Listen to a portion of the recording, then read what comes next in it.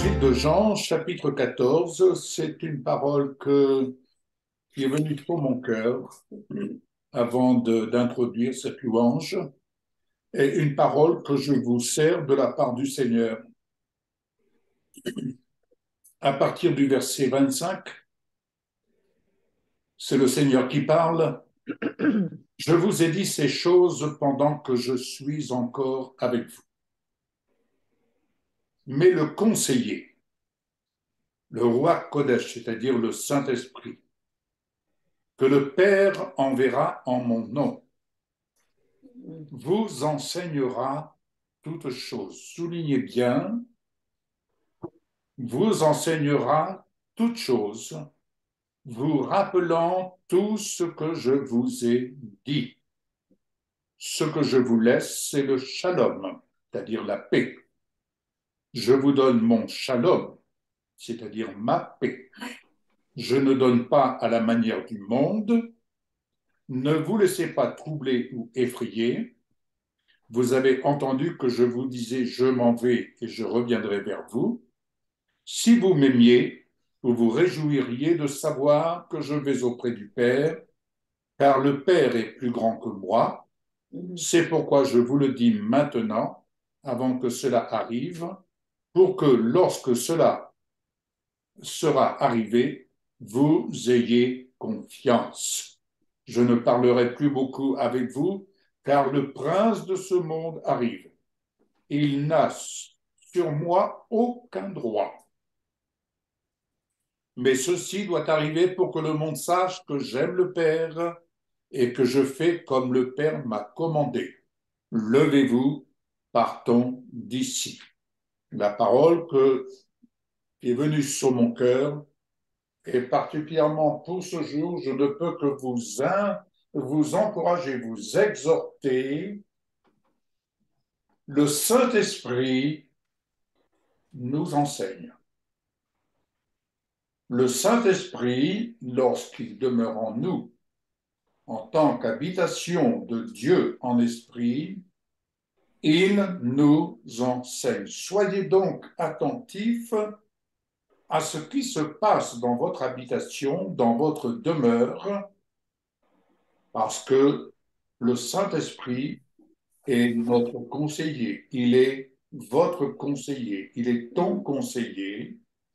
Et il vient pour t'enseigner personnellement comme il nous enseigne collectivement. Voilà la parole que je voulais laisser pour introduire ce temps de prière, mais je laisse la parole à Michel. Alors, prenons le psaume 104, du verset 1 à 5. Mon âme bénit l'Éternel. Éternel mon Dieu, tu es infiniment grand. Tu es revêtu d'éclat et de magnificence. Il s'enveloppe de lumière comme d'un manteau. Il étend les cieux comme un pavillon. Il forme avec les eaux le fait de sa demeure. Il prend les nuées pour son char. Il s'avance sur les ailes du vent. Il fait des vents ses messagers, des flammes de feu ses serviteurs. Il a établi la terre sur ses fondements. Elle ne sera jamais ébranlée. Tu veux le relire dans la Bible juive? Alors, je lis dans la Bible juive. Bénis Adonai, mon âme. Adonai, mon Dieu, tu es très grand. Tu es revêtu de gloire et de majesté, enveloppé de lumière comme d'un manteau. Tu déploies les cieux comme une tenture. Tu as posé les poutres de ton palais sur l'eau. Tu fais des nuages ton char. Tu chevauches sur les ailes du vent. Tu fais des vents tes messagers, des flammes de feu tes servantes. Tu as posé la terre sur ses fondations pour qu'elle ne soit plus jamais ébranlée. Oui, c'est vrai, Seigneur, nous voulons te bénir à travers ce psaume. Reconnaître, Seigneur, que tu es le Tout-Puissant, le plus grand, Seigneur. Tu es ce Dieu sur qui nous nous appuyons. Tu es ce Dieu, Seigneur, en qui nous faisons confiance. Nous n'avons pas peur parce que nous marchons avec toi, main dans la main. Oui, Seigneur, nous voulons te dire merci. Merci pour cette journée. Merci pour ce culte. Merci, Seigneur, parce que tu inspires mes bien-aimés. Tu les inspires de ta parole, Seigneur, afin qu'ils puissent élever leur voix jusqu'à toi, te dire qui tu es. Parce que tu aimes, Seigneur, que nous te rappelions qui tu es pour nous. Alors, Seigneur, ce matin, je bénis ton nom, parce que les voix s'élèvent, Seigneur, pour te glorifier, pour t'élever, Seigneur. Sois béni, Père. Amen. Amen. Amen. Quelle grâce que de pouvoir nous approcher de toi, Adonai, notre Dieu, Dieu d'Israël, Dieu d'Abraham, d'Isaac et de Jacob. Quelle grâce que de pouvoir nous approcher en toute liberté par Jésus-Christ, Seigneur de notre vie, grand pasteur de notre vie, sauveur de notre âme. Et je dis à mon âme, bénis Adonai. Amen. Je dis à mon âme, n'oublie aucun de ses bienfaits. Je dis à mon âme, loué soit Adonai, notre Dieu. Merci, Dieu d'amour, de ce que nous sommes là pour te rendre le culte qui te revient. Oui, amen. Car nous ne venons pas au culte, il est vrai, nous venons te rendre ce culte en esprit et en vérité. Béni soit ton nom, car nous sommes, il est vrai, en Jésus-Christ, par pure grâce, devenus co-héritiers. Co-héritiers de tes promesses. Et à ce titre, nous élevons ton nom, Père, et nous pouvons dire, Abba, Père, Amen. sois béni pour ce merveilleux héritage, car là est notre destinée. Amen. Amen. Amen. Amen. Nous voulons te dire merci, Seigneur, parce que si nous sommes là ce matin, outre le fait que nous aimons nous retrouver tous ensemble, unis autour de toi, nous sommes là premièrement pour toi.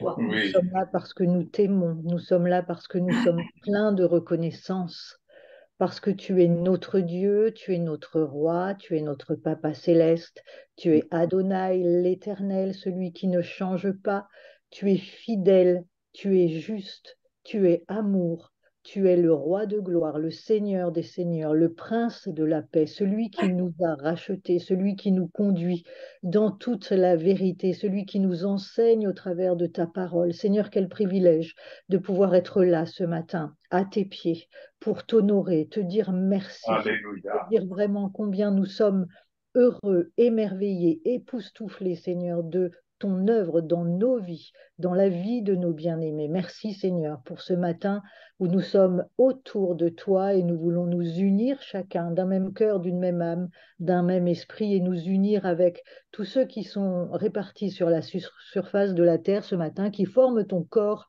et qui, eux aussi, font monter vers toi leur louange et leur adoration.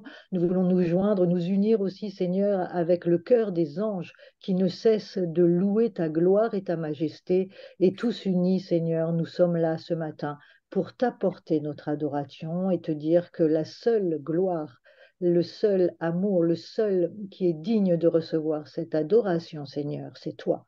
Amen. Et nous sommes là ce matin pour te dire combien nous t'aimons et pour te célébrer, Seigneur. À toi seul, soit la gloire. Amen. Amen. Gloire à toi, Jésus.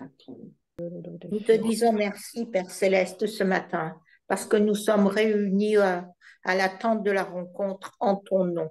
Oui, Et nous venons, Seigneur, ce matin te louer, te célébrer, parce que tu en es digne, parce que tu as donné ta vie pour chacun d'entre nous, oui, parce que tu es mort sur la croix et que tu as tout porté. Tu as porté nos maladies, tu as porté nos chagrins, tu as porté nos peines, tu as porté tout ce qui nous blesse, tout ce qui nous dérange, toutes choses que nous pouvons rencontrer dans cette vie. Tu as tout porté. Aussi, Seigneur, ce matin, nous voulons te dire toute notre reconnaissance et notre amour. Jésus. Que tu sois glorifié, Père Céleste. Notre âme, Seigneur, te glorifie. Notre âme, Seigneur, s'élève vers toi pour te chanter des louanges et pour t'honorer comme cela t'est dû. À toi revient toute la gloire ce matin. Te disant merci pour ce temps que nous passons entre nous dans la communion fraternelle, parce que nous sommes réunis ensemble d'un même cœur, d'une même âme, d'un même esprit. Et nous te disons merci, Seigneur, pour le Saint-Esprit qui habite à chacun d'entre nous et qui nous change, Seigneur, petit à petit, pour te ressembler, pour venir, Seigneur, aller de victoire à victoire et de gloire en gloire. Amen. Au nom de Jésus, Amen. Amen. Amen. Amen, amen.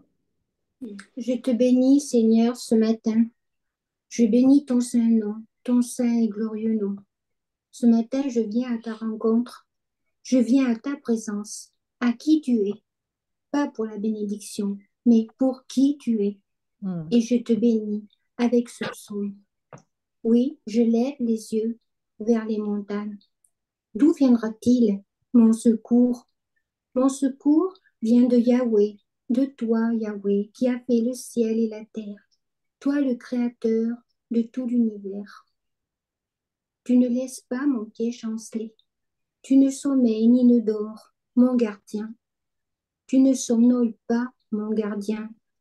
Toi, gardien d'Israël. Yahweh, tu es mon gardien, mon ombrage. À ma droite, tu te tiens, debout. Yahweh, tu me gardes et tu me garderas de tout mal. Oui. Yahweh, tu garderas mon âme, ma sortie, ma rentrée, dès maintenant et pour jamais. À toi la gloire, l'honneur, la puissance. À toi tout l'honneur qui t'est dû. Père, je viens te dire merci. Amen. Amen. Amen. Seigneur Jésus, tu es notre roi, notre sauveur, notre guide. Je te rends grâce, Père éternel, pour l'amour sans limite que tu nous témoignes au quotidien, dès le matin pour nous guider dans chacune de nos journées dans ton amour si grand. Merci de remplir de ta lumière, de nous inonder de ta parole qui est vérité. Ta paix nous restaure, ta paix nous garantit, ta paix nous pénètre.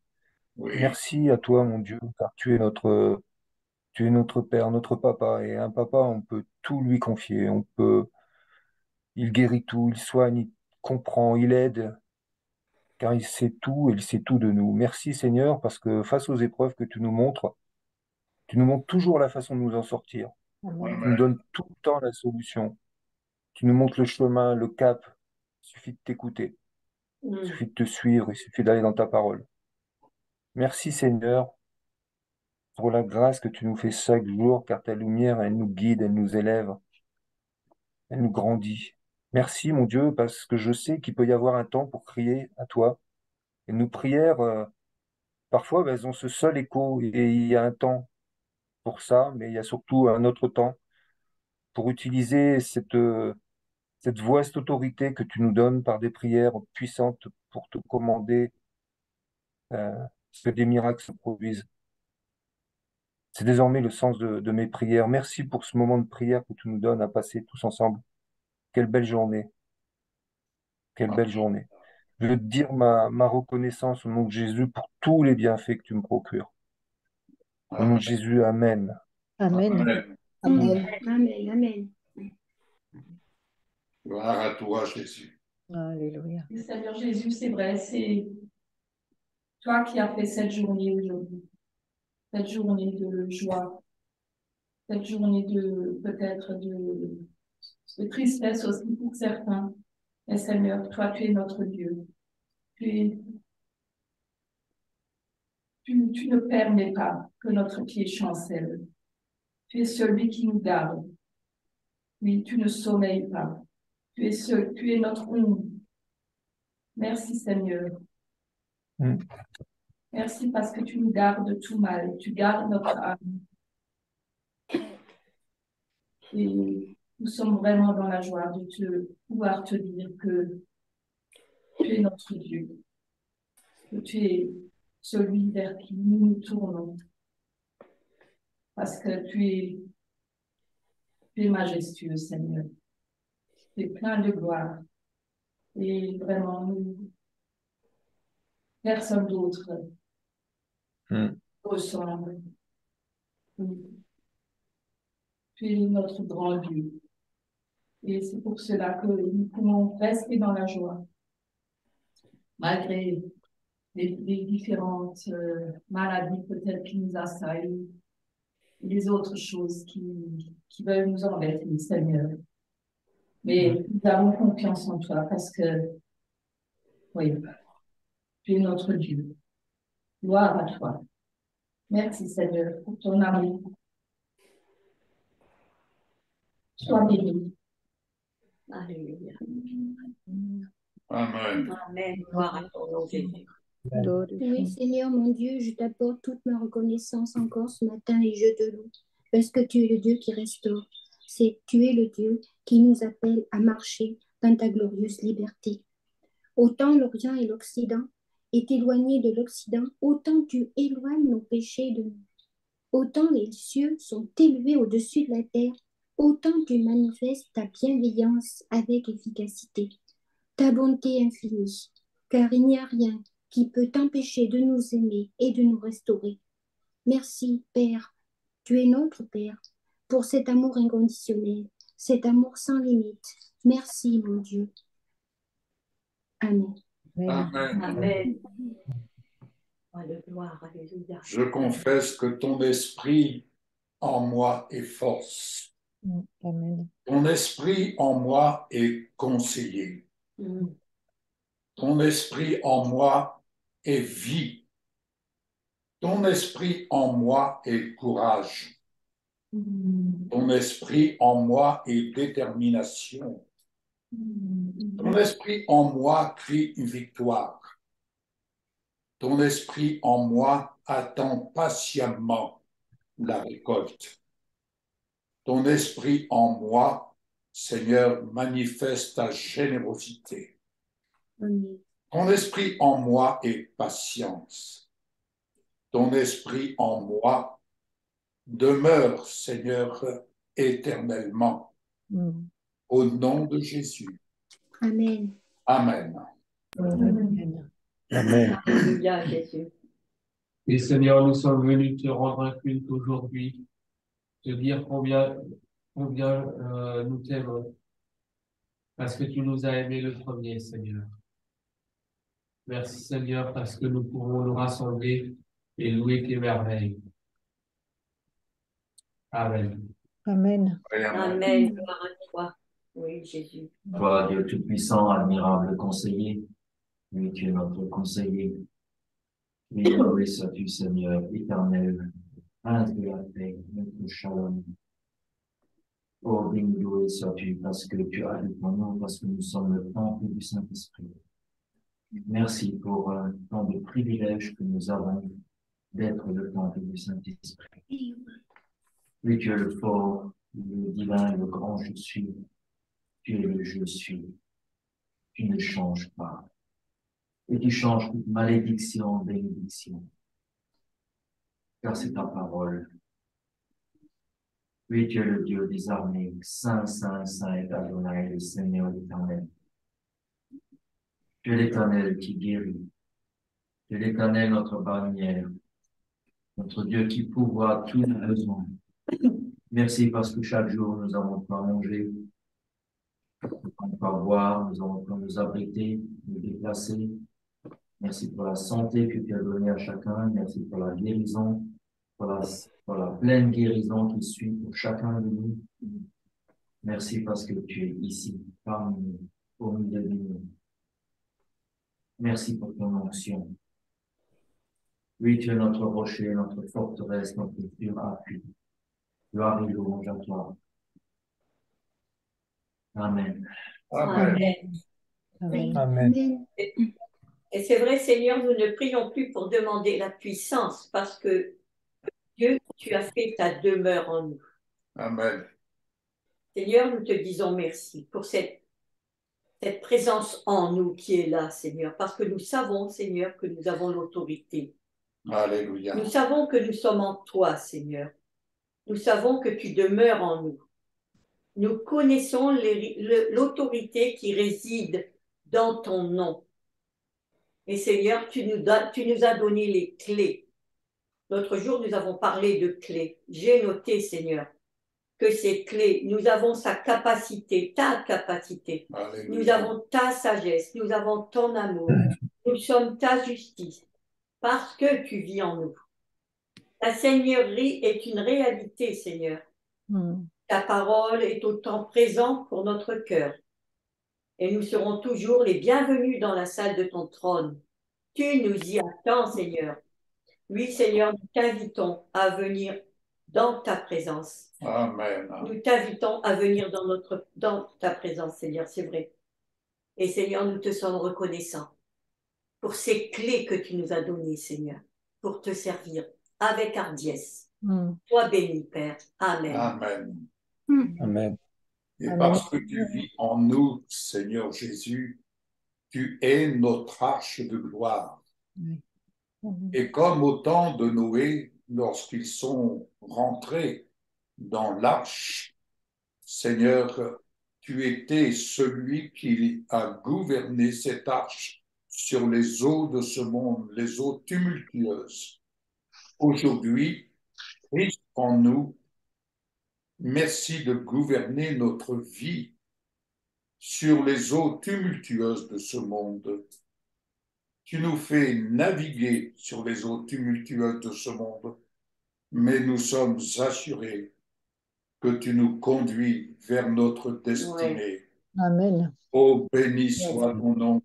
Quelle grâce que de pouvoir ainsi te faire confiance et te dire notre confiance et nous conduire de telle sorte que nous manifestons, Seigneur, cette confiance, que nous en ayons le comportement, Seigneur, même si nous sommes ballottés d'un côté et d'autre, Seigneur, sur les eaux tumultueuses de ce monde. Seigneur, Christ en nous, Christ dans notre vie, l'Esprit de Christ en nous, c'est toi qui gouvernes ainsi notre vie, car nous te l'avons confié, et lorsque nous te confions notre vie, c'est pour que tu en prennes pleinement le contrôle. Au nom de Jésus-Christ. Amen. Amen. Amen. Amen. Et Seigneur, tu nous appelles dans ta parole à travailler à notre salut. Oui. C'est vrai, Seigneur, que durant notre voyage sur cette terre, nous devons travailler à notre salut. Travailler à notre salut, ce n'est pas par les œuvres, Seigneur, parce que le salut est une grâce, mais tu nous appelles à travailler à notre salut, c'est-à-dire à te chercher. Oui. Plonger dans ta parole, dans tes écritures, afin que nous soyons toujours plus proches de toi, afin que nous te connaissions, afin que nous soyons dans la victoire du nom puissant de Yeshua, la victoire de la croix, la victoire de la résurrection. Travaillons à notre salut. Ça veut dire connaissons toujours plus notre Seigneur, connaissons, pénétrons toujours plus qu'il est au travers de sa parole. C'est ça, travailler à notre salut. Et ce matin, le Seigneur me donne vraiment cette parole, travailler à votre salut, en précisant qu'il ne s'agit pas de faire des œuvres, parce que le salut est une grâce que le Seigneur a acquis pour nous à la croix. Il ne s'agit pas donc de faire des bonnes œuvres et d'essayer d'ajouter à l'œuvre parfaite que Jésus a fait, mais travailler à notre salut, c'est le rechercher pour le connaître, pour préparer notre éternité durant ce temps de notre voyage sur cette terre. Si Seigneur nous apprend toujours plus à travailler à notre salut. Merci Seigneur. Amen. Alléluia. Merci Seigneur. Quel plaisir que d'être connu de toi et de te connaître plus amplement, jour après jour, en fixant notre regard sur toi, en nous affectionnant aux choses d'en haut. Amen. Amen. Amen. Amen.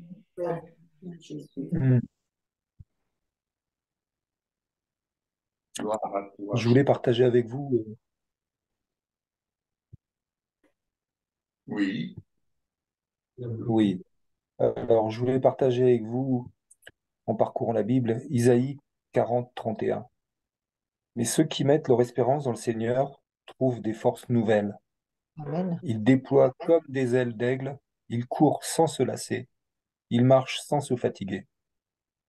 De cela, je comprends que le Seigneur est grand, il rend les forces à celui qui est fatigué, il augmente la vigueur de celui qui est faible, Oui.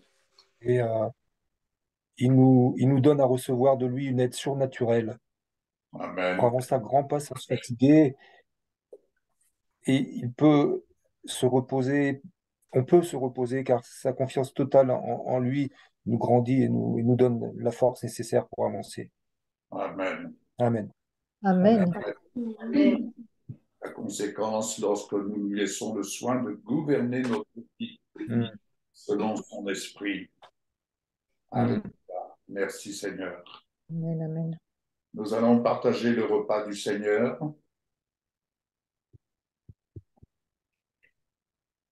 Alléluia. Je vais demander à Josiane si elle veut bien prier pour le repas du Seigneur. Oui.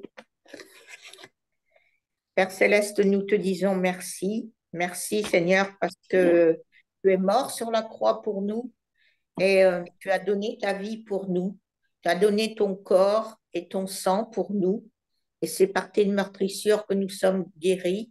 Amen. Seigneur, tu dis dans ta parole que pendant qu'il mangeait, Jésus prit du pain et prononça la prière de bénédiction. Puis il le rompit et le donna aux disciples en disant, prenez, mangez, ceci est mon corps. Il prit ensuite une coupe et remercia Dieu, puis il la leur donna en disant, buvez-en douce, car ceci est mon sang, le sang de la nouvelle alliance qui est versé pour beaucoup pour le pardon des péchés. Je vous le dis, je ne boirai plus désormais de ce fruit de la vigne jusqu'au jour où je boirai avec vous dans le royaume de mon Père. Amen. Merci Père Céleste parce que ton corps, ce pain représente ton corps et ce vin représente ton sang. Prenons le pain. Alléluia. Amen. Gloire à toi, Jésus.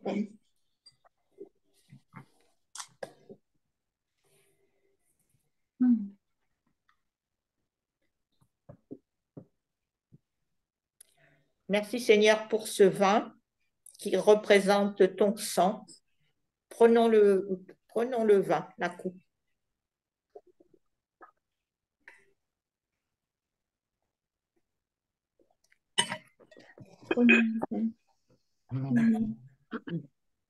Alléluia. Merci Jésus. Amen. Amen. Merci Seigneur. Je voudrais vous lire un petit poème que j'ai trouvé qui va bien avec la Sainte Seine. Ça s'appelle Identifier. Un avec Jésus-Christ, un dans son sacrifice sur le bois de la croix, lui qui nous lave de nos péchés infâmes, un toujours avec lui. Un seul Christ, éternellement, un seul, avec ce qu'il était, qu'il est et qu'il sera. Un avec Jésus-Christ dans son irrémédiable victoire sur le diable. Oui, un avec lui en réglant le salaire de l'effroyable péché. Un avec Jésus-Christ ressuscité, tout-puissant à la droite du Père, assis dans la gloire. Un toujours avec lui. Un avec Jésus-Christ, puissant roi de la terre. Chacun va s'inclinant lors de son couronnement, et chacun le vénère, un toujours avec lui. Amen. Amen. Amen. Alléluia. Je vais simplement apporter une lecture. C'est tout ce que j'ai reçu ce matin. Et ce que j'ai reçu de vous dire, c'est aussi dans un acte de foi. Puisque comme j'ai introduit dans la lecture de l'évangile de Jean, le Saint-Esprit nous enseigne. Les ministères sont là, bien entendu, et ils sont là pour exercer le service qui leur est donné d'exercer, et entre autres, que ce soit pour Valérie et nous-mêmes, nous exerçons ce service. Mais ce matin, ce que je vais vous partager je laisse vraiment le soin, et je le fais dans un acte de foi, je laisse le soin au Saint-Esprit de venir vous enseigner. Ma prière, et celle-ci, elle est toute simple. Laissez-vous éclairer par le Saint-Esprit. Laissez le Saint-Esprit faire son œuvre. En effet, temps de Noé, lorsqu'il a eu l'ordre divin d'entrer dans cette arche, il faut bien comprendre que cette arche était ingouvernable, humainement parlant. Et cette arche a été quand même ballottée sur les eaux tumultueuses. Ce n'étaient pas des eaux paisibles. Le déluge n'est jamais quelque chose de paisible. Mais de même, Jésus-Christ est pour nous aujourd'hui notre arche de gloire. Et s'il est notre arche de gloire, il est notre abri, il est notre demeure. Et c'est en lui que nous devons apprendre à vivre, à demeurer, esprit, âme et corps. Ce n'est pas simplement une visite de temps à autre, de courte durée, et en fonction des besoins que nous pourrions avoir. Non, il est devenu notre alliance, et quand il devient notre alliance selon Dieu, il devient, c'est quelqu'un avec qui nous vivons au quotidien, où que nous soyons. Nous vivons avec lui. Je pourrais dire, pour notre part, cela fait maintenant 47 ans, si ce n'est plus, que nous vivons avec notre Seigneur Jésus-Christ et nous vivons avec lui dans le quotidien. Et le Saint-Esprit nous a bien entendu enseigné et il nous enseigne aujourd'hui encore pour nous conduire dans notre destinée et dans notre héritage. Alors, je vais juste faire la lecture. Je ne rajouterai rien à ce que je vais lire dans la Bible juive, dans Romains 8. Dans Romains 8, je lirai à partir du premier verset jusqu'au verset 17.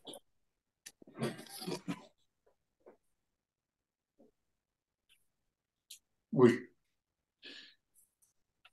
Il n'y a donc plus de condamnation pour ceux qui sont en union avec le Messie Yeshua. Pourquoi? Parce que la Torah, c'est-à-dire la loi de l'Esprit, qui produit cette vie en union avec le Messie Yeshua, m'a libéré de la Torah du péché et de la mort.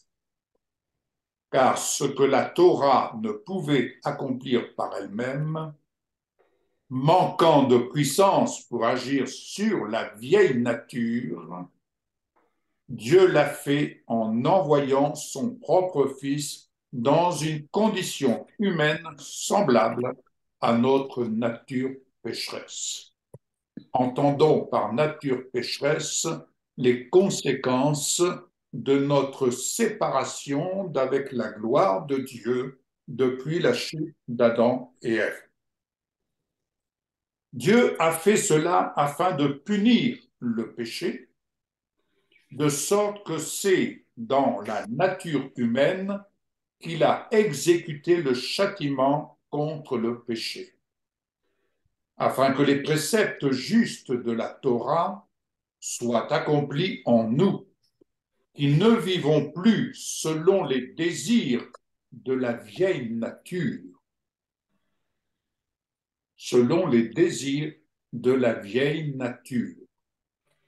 mais selon la volonté de l'Esprit. Soulignez cela. Vivre selon la volonté de l'Esprit et non pas selon notre volonté propre. Et vivre selon la volonté de l'Esprit, c'est vivre ce qui est accompli dans les lieux célestes. Je poursuis. En effet, ceux qui s'identifient à leur vieille nature ont leur pensée tournée vers les choses qui concernent la vieille nature. Oh. Je répète cette parole. Mais ceux qui s'identifient à leur vieille nature ont leur pensée tournée vers les choses qui concernent la vieille nature. Mais ceux qui s'identifient à l'esprit ont leur pensée tournée vers les choses de l'esprit. Si vos pensées sont contrôlées, c'est-à-dire gouvernées par la vieille nature, c'est la mort spirituelle. Mais si vos pensées sont contrôlées, c'est-à-dire gouvernées par l'esprit, c'est la vie et le shalom. Car si vos pensées sont sous le contrôle de votre vieille nature, elles sont en inimitié contre Dieu. En effet, elles ne se soumettent pas à la Torah de Dieu, elles ne le peuvent même pas. Or, ceux qui s'identifient à leur vieille nature ne peuvent plaire à Dieu. Mais vous ne vous identifiez pas à votre vieille nature, mais à l'esprit, pourvu que l'esprit de Dieu vive en vous. Car celui qui n'a pas l'esprit du Messie ne lui appartient pas. Mais si le Messie est en vous, le corps, d'une part, est mort à cause du péché. Le corps est mort à cause du péché. Mais l'esprit, d'autre part, donne la vie parce que Dieu vous estime juste. Nous voulons voir la manifestation de la vie de l'esprit dans notre vie, faut-il qu'il en ait le contrôle, le plein contrôle. Alléluia. Et si l'esprit de celui qui a ressuscité Yeshua, le Messie d'entre les morts, vit en vous, alors celui qui a ressuscité Yeshua, le Messie d'entre les morts, donnera aussi la vie à vos corps mortels par son esprit qui vit en vous. Ainsi donc, frères, nous n'avons aucune obligation envers notre vieille nature pour être contraints à vivre à sa manière. C'est un choix. Mais c'est un choix existentiel. C'est-à-dire un choix qui influe sur notre existence dépendant du ciel ou dépendant de la terre. Car si vous vivez selon votre vieille nature, vous mourrez certainement.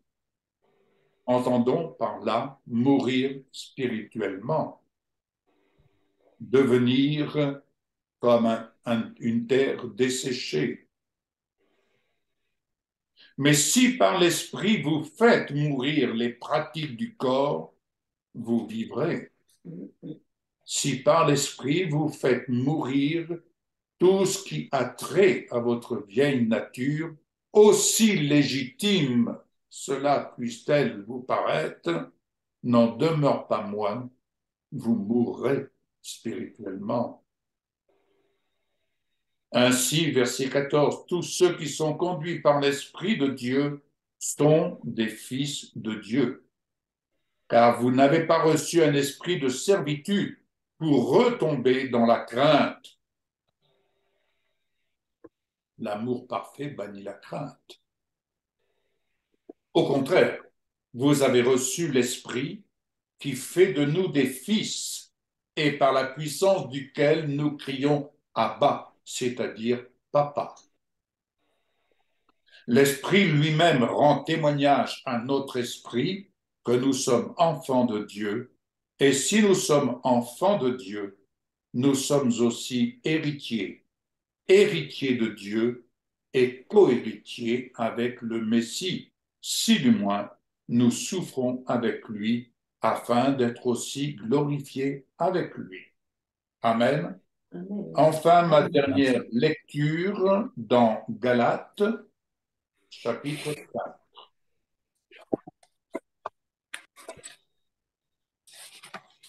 Galates, chapitre 4, à partir du verset 1er.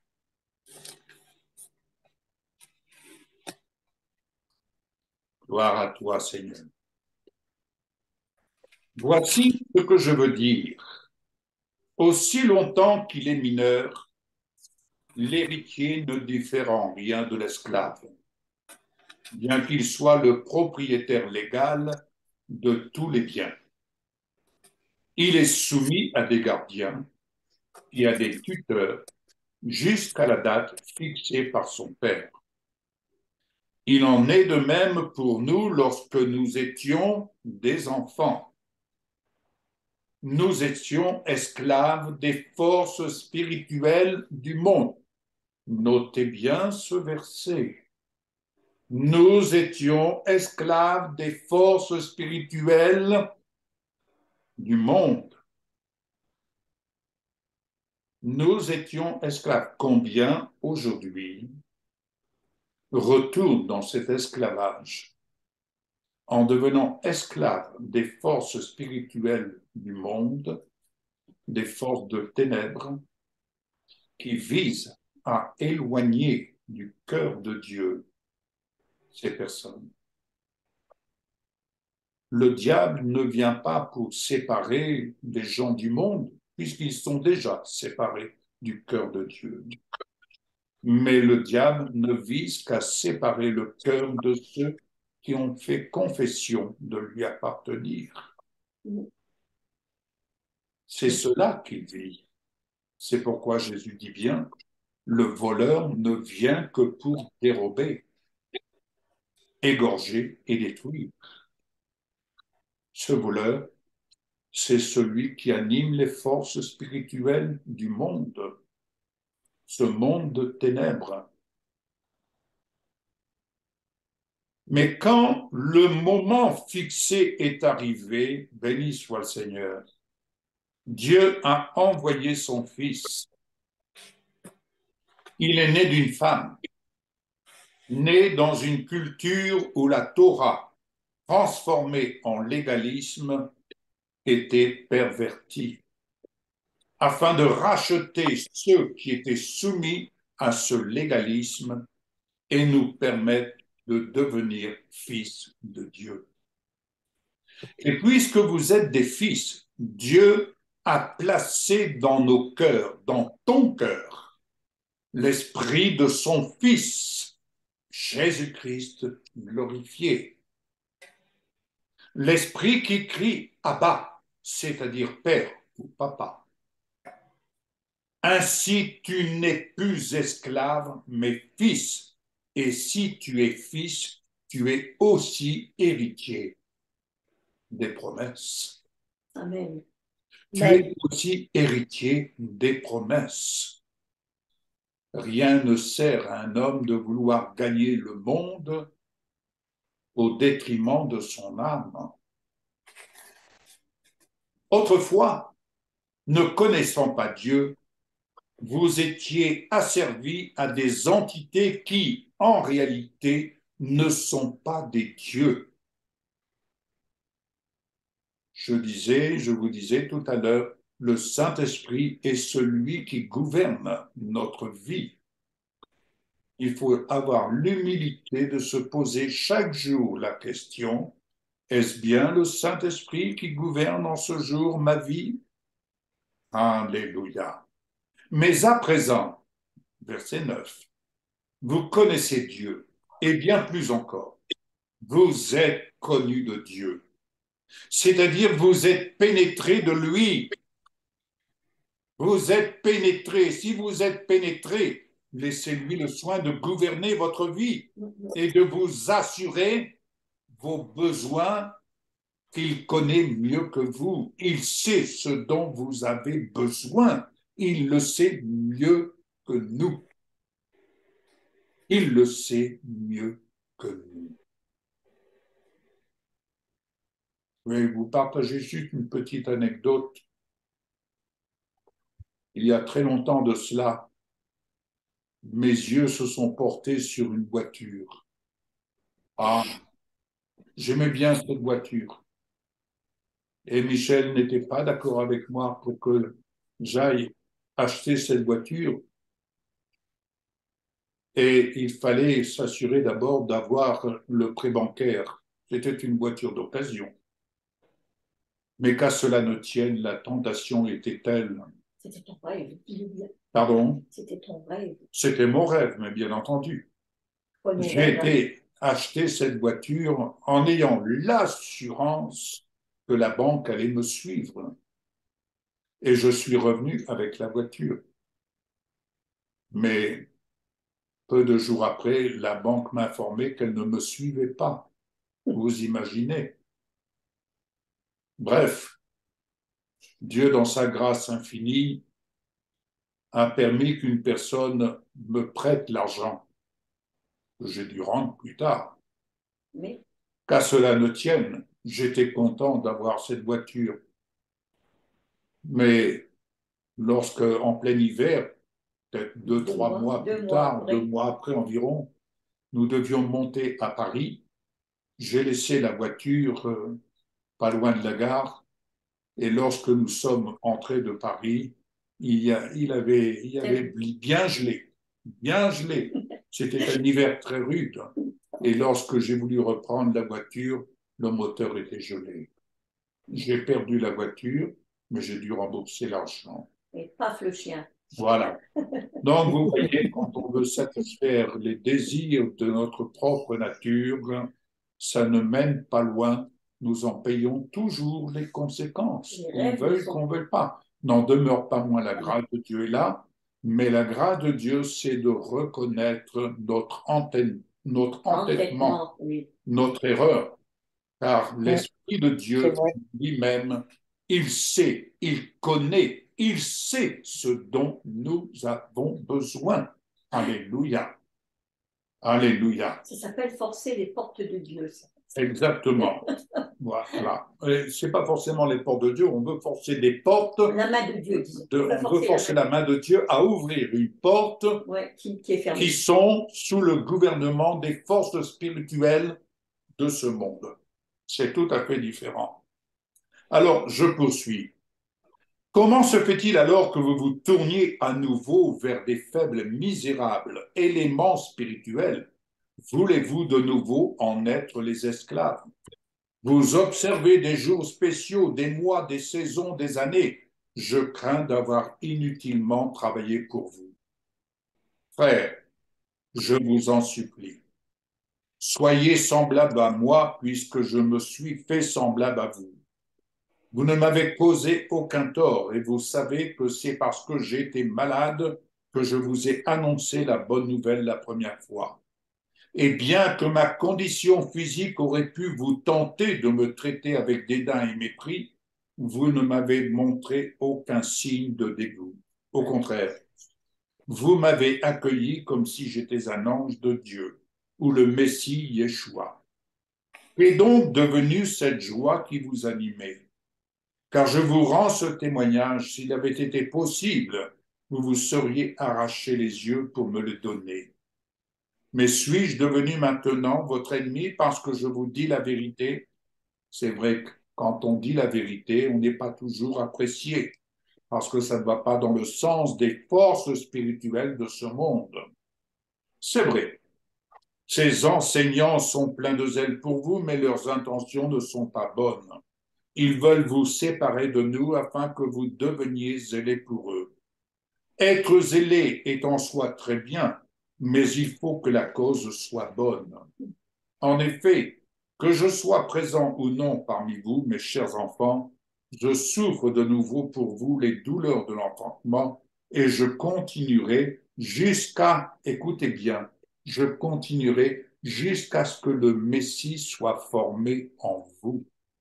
C'est là l'ambition, si je puis parler ainsi, le désir des ministères qui vous servent à l'attente de la rencontre, jusqu'à ce que le Messie soit formé en vous.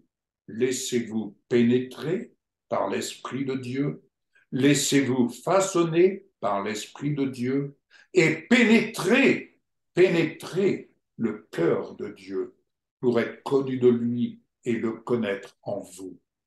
J'aimerais tant être en personne avec vous et changer le ton de mon discours. Je suis perplexe à votre sujet. Dites-moi, vous qui voulez être soumis à ce système perverti qui consiste à changer la Torah en légalisme, n'entendez-vous pas ce que la Torah déclare? Il est écrit qu'Abraham avait 2 fils, un de la femme esclave et l'autre de la femme libre. Celui de la femme esclave est né selon les capacités naturelles et limitées de l'homme. Mais celui de la femme libre est né par l'œuvre puissante et surnaturelle de Dieu, conformément à la promesse. Or, il y a dans ces choses un midrash. Les 2 femmes représentent 2 alliances. Le premier est celle du mont Sinaï, qui enfante pour la servitude. Il s'agit d'Agar. Agar, c'est le mont Sinaï en Arabie. Elle correspond à la Yerushalayim actuelle, c'est-à-dire la Jérusalem actuelle, qui est esclave avec tous ses enfants. Mais la Yerushalayim, c'est-à-dire la Jérusalem d'en haut, est libre. Et c'est elle notre mère, car il est écrit dans le Tanakh, « Réjouis-toi, femme stérile, qui n'enfante pas, éclate et pousse des cris de joie, toi qui n'es point en travail, car la femme délaissée aura bien plus d'enfants que celle qui est avec son mari. » Amen. Amen. Je laisse la parole à ma sœur Valérie, qui poursuit son enseignement et que nous écoutons attentivement.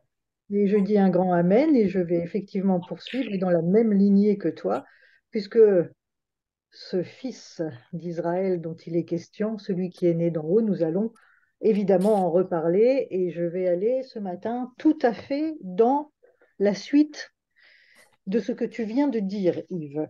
Alors vous savez que ça fait maintenant 4 semaines que nous étudions ce dialogue entre Nathanaël et Jésus pour en extraire le nectar, le trésor, la richesse, la profondeur, pour nous permettre de comprendre qui nous sommes, quelle est notre identité, comment être connus de Jésus.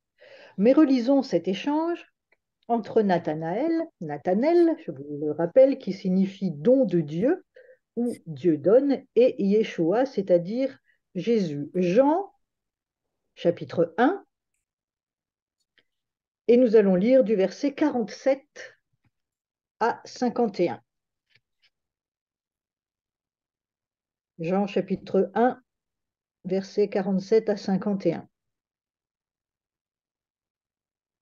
Yeshua vit Nathanaël venir vers lui et dit à son sujet, « Voici un vrai fils d'Israël, il n'y a rien de faux en lui. » Nathanaël lui dit, « Comment me connais-tu » Et Yeshua lui répondit, « Avant que Philippe t'appelle, je t'ai vu quand tu étais sous le figuier. » Nathanaël dit, « Rabbi, tu es le Fils de Dieu, tu es le roi d'Israël. » Yeshua lui répondit, « C'est parce que je t'ai dit que je t'avais vu sous le figuier que tu crois. Tu feras des choses bien plus grandes que celles-ci. » Puis il lui dit, « Oui, je te le dis, tu verras le ciel ouvert et les anges de Dieu monter et descendre sur le Fils de l'homme. » Alors, vous vous rappelez peut-être que la première fois que nous avons lu ensemble ce texte, plusieurs questions avaient surgi dans mon esprit. Qu'est-ce qu'un vrai fils d'Israël? Et je ne vais pas redévelopper ici, mais nous en avions conclu qu'un vrai fils d'Israël, c'est celui qui est né du céleste. L'autre question, qui est celle qui m'a le plus interpellée, c'est la réaction de Nathanaël quand Jésus lui dit qu'il l'a vu sous le figuier. Parce que Jésus lui dit qu'il l'a vu sous le figuier, il reconnaît immédiatement qu'il a devant lui le Fils de Dieu le roi d'Israël.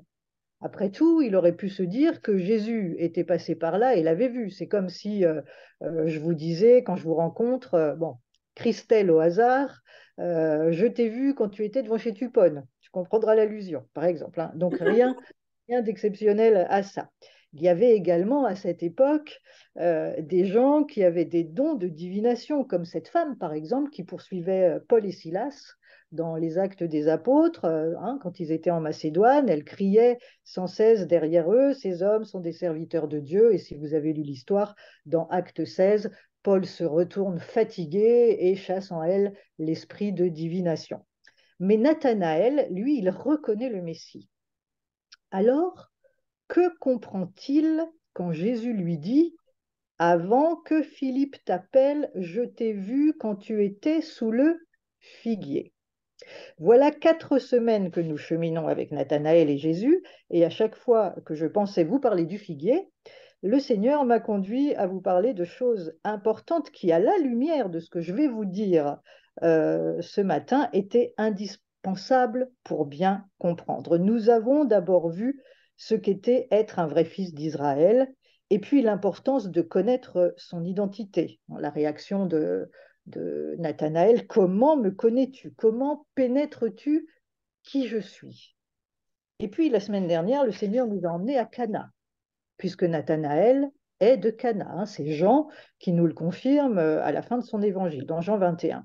Cana, qui, je vous le rappelle, signifie acquisition de la connaissance, mais aussi qui est le nom d'un torrent qui se déverse dans la mer, dont il est question dans le livre de Josué au chapitre 18, et qui est l'image de l'eau d'en haut, c'est-à-dire du céleste, qui se déverse dans la mer, l'eau d'en bas, donc qui symbolise le monde. Alors, ce que je vais vous dire ce matin, je ne l'ai compris que cette semaine. Et je réalise encore, une fois de plus, l'importance de ne pas survoler les textes, mais aussi de suivre le cheminement de l'esprit, qui nous fait monter de degré en degré dans la révélation, dans ce qu'il veut nous enseigner.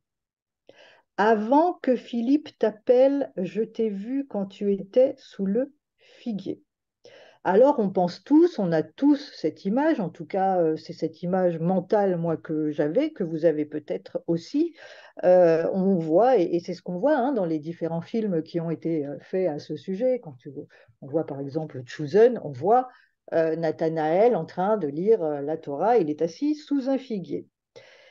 C'est l'image qu'on en a, et c'était peut-être vrai terrestrement, mais c'est pas ce que Jésus lui dit en fait. Écoutez bien.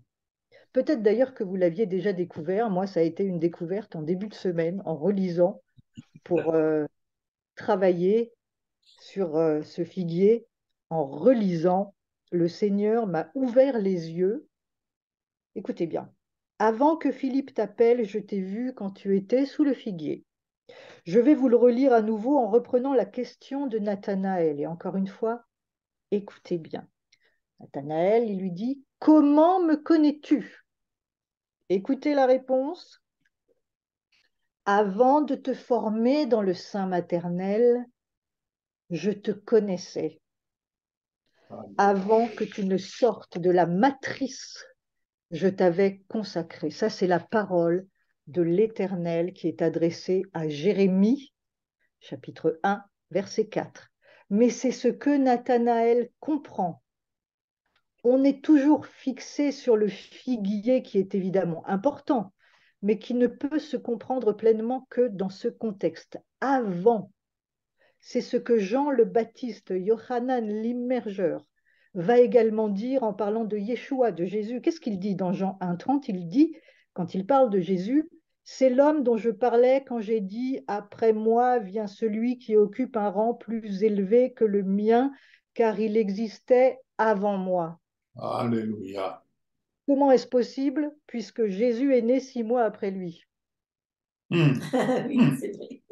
Avant, Techem en hébreu, protos en grec, nous ramène au commencement. Comment me connais-tu? Avant de te former dans le sein maternel, je te connaissais. Voilà ce qu'entend et comprend Nathanaël, et voilà pourquoi il reconnaît qu'il a devant lui le Fils de Dieu, le roi d'Israël. Nathanaël, dont Jésus dit de lui qu'il est un vrai fils d'Israël, c'est-à-dire qu'il est né du céleste. Pourquoi Jésus le connaît-il? Parce qu'il est né du céleste. Et attention, deuxième chose où le Seigneur a ouvert mes yeux ce matin, en retravaillant pour notre rendez-vous, écoutez bien, mais peut-être le savez-vous déjà, c'est notre identité céleste que Jésus connaît. Oui, c'est Amen. vrai. Cette identité qu'il pénètre, c'est notre être intérieur. C'est cette identité qu'il connaît dès le commencement, quand nous naissons de nouveau, quand nous sortons de l'eau d'en haut, de la matrice céleste. Nous sommes une nouvelle création. Et voilà pourquoi il va dire à certains, je ne vous connais pas ou je ne vous ai jamais connu. C'est parce qu'ils ne sont pas nés du céleste. Alors évidemment, il sait qui vous êtes. Il sait qui nous sommes. Il connaît tout. Il sait tout le monde. Il sait. Mais ceux qui sont connus de Jésus, c'est ceux qui sont nés du céleste. Quand il dit je te connais, je connais ton être intérieur. C'est ton être céleste que je connais, que je pénètre. C'est celui qui est vivant que je connais. Oui. Comment être connu de Jésus chaque jour un peu plus? Eh bien, en nous nourrissant et en nourrissant notre être intérieur, notre nouvelle nature, de sa parole, le céleste qui est en nous affectionnant aux choses d'en haut, en recherchant premièrement le royaume de Dieu et sa justice. C'est exactement ce que tu as lu ce matin, Yves. Comment me connais-tu? Avant que je te forme dans le sein maternel, je te connaissais. Avant, dès le commencement, je te connaissais. Avant que Philippe t'appelle, je t'ai vu quand tu étais sous le figuier. Alors nous voilà donc arrivés maintenant au figuier. Vous savez peut-être que pour connaître l'essence même d'un mot, sa signification en profondeur, je parle évidemment dans les textes bibliques, il faut retourner là où le mot a été cité la première fois. Alors, où ce mot figuier est-il cité pour la première fois? Eh bien, au commencement, dans le Jardin d'Éden. Genèse 3, verset 7.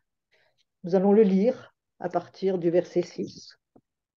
Nous revoilà au commencement, là où tout a été fait, là où tout est.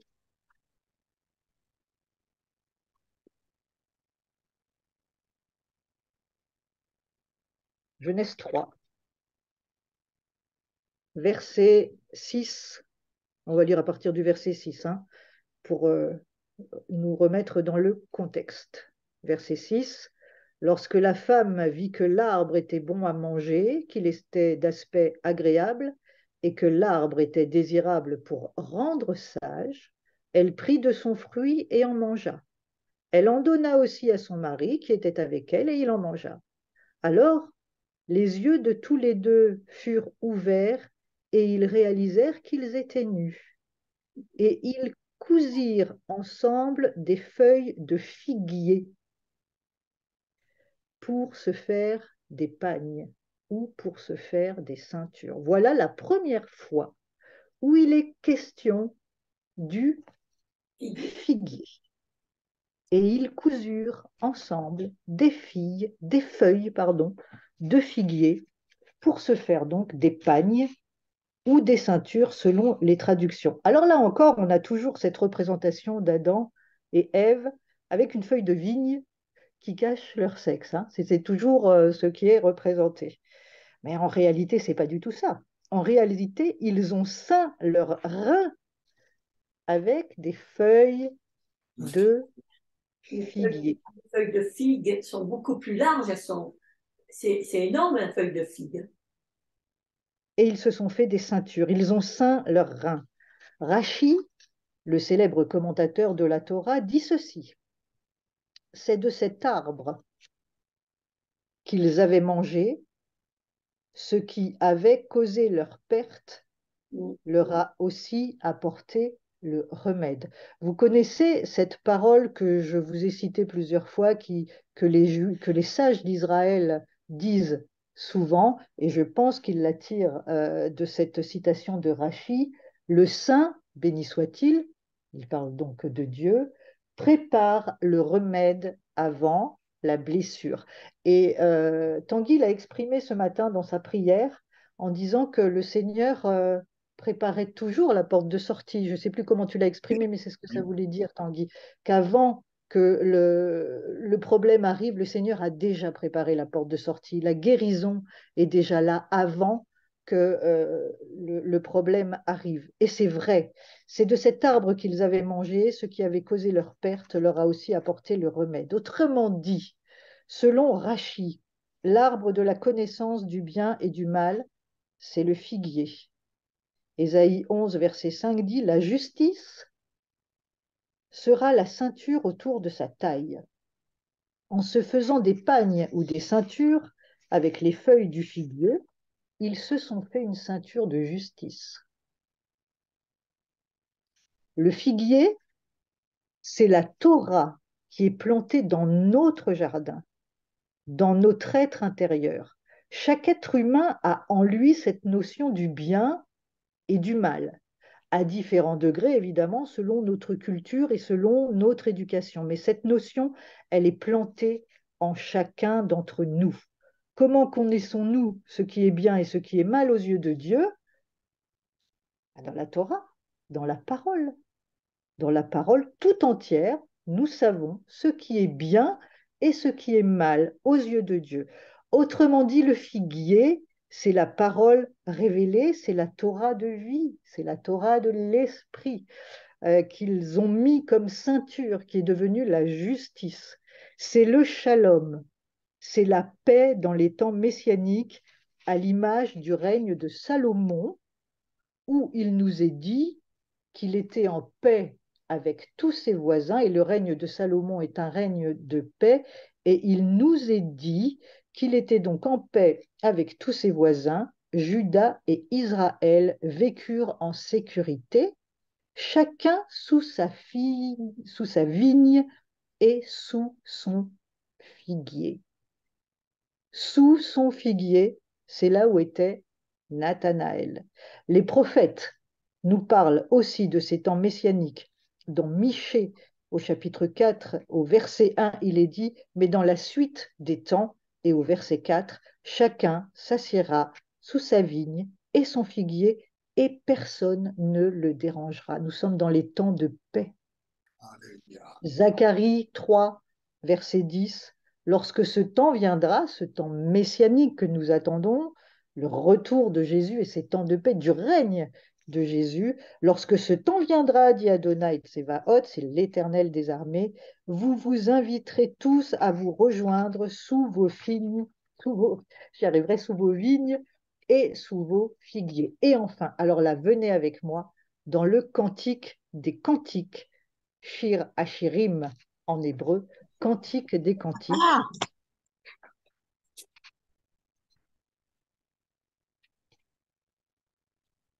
Chapitre 2, et nous allons le lire du verset 8 à 13. Cantique des cantiques, magnifique cantique des cantiques, évidemment, hein. L'expression de l'amour de l'époux à l'épouse et de l'épouse à l'époux. Chapitre 2, verset 8 au verset 13. La voix de l'homme que j'aime, le voici qui vient, bondissant au-dessus des montagnes, sautant au-dessus des collines. Mon bien-aimé est comme une gazelle ou un jeune cerf. Le voici qui se tient debout près de notre mur, regardant par les fenêtres, observant par le treillis. Mon bien-aimé parle et il me dit: lève-toi, mon amour, ma beauté, sors. J'en profite juste pour vous dire deux mots. Quand il lui dit lève-toi, mon amour, ma beauté, sors, il parle à l'épouse. En hébreu, c'est lech lecha. L'Echlecha, ça veut dire lève-toi vers toi-même. Va à la découverte de qui tu es. Apprends à te découvrir. L'Echlecha, ça vous dira peut-être quelque chose, mais c'est exactement ce que l'Éternel dit à Abraham quand il lui dit quitte ton pays, lève-toi et quitte ton pays. C'est l'Echlecha. Va à la découverte de qui tu es. Apprends à te découvrir. Amen. Et il redit, cet époux à son épouse, ce qu'Adonai a dit à Abraham. Lève-toi, mon amour, ma beauté, sors. Et bien, s'il lui dit, l'Echlecha, lève-toi et va vers toi-même, va à la découverte de qui tu es. Car tu vois, l'hiver est passé, la pluie est finie et s'en est allée, les fleurs apparaissent dans la campagne, le temps du chant des oiseaux est arrivé, le roucoulement des colombes se fait entendre dans le pays. Les figuiers forment leurs figues vertes, ou dans une autre traduction, embaument leurs fruits charnus. Et les vignes en fleurs donnent leur parfum. Lève-toi, mon amour, ma beauté, sors. L'Echlecha, lève-toi, va vers toi-même, dit l'époux à l'épouse.